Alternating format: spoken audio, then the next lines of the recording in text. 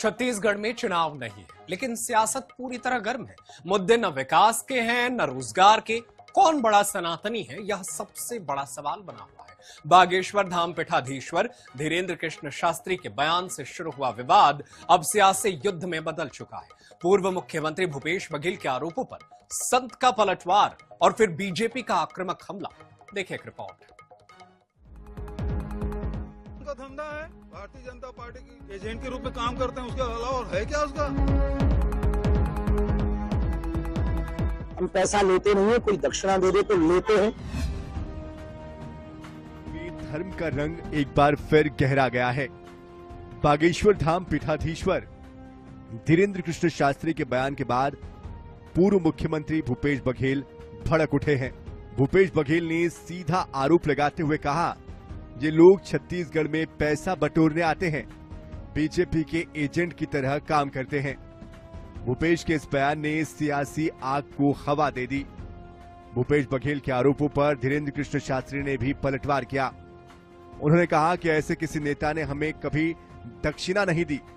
हमारी इच्छा है ऐसे नेता हमें दक्षिणा दे।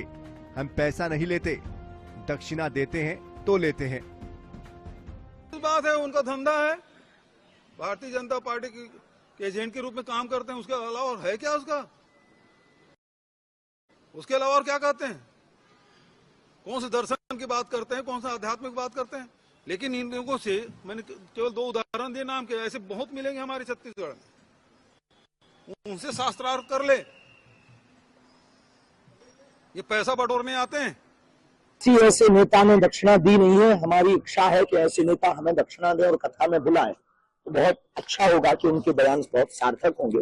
और दूसरी बात, हम पैसा लेते नहीं है, कोई दक्षिणा दे दे तो लेते हैं। कन्या विवाह और कैंसर हॉस्पिटल में लगाते हैं। हमें लगता है कि ये देश के प्रत्येक व्यक्ति को, खासकर नेताओं को, ये करना चाहिए। धर्म और राजनीति की इस जंग में बीजेपी भी पीछे नहीं रही।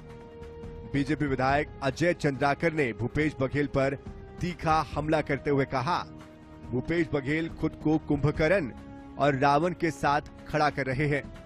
विवाद बढ़ता देख मुख्यमंत्री विष्णुदेव साय भी मैदान में उतर आए।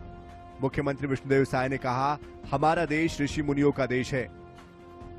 किसी को बीजेपी का एजेंट कहना सनातन का अपमान है। भूपेश बघेल जी हनुमान चालीसा पढ़ते होंगे, वो ठीक है, लेकिन खड़े तो वो किसके साथ है? कुंभकर्ण के साथ।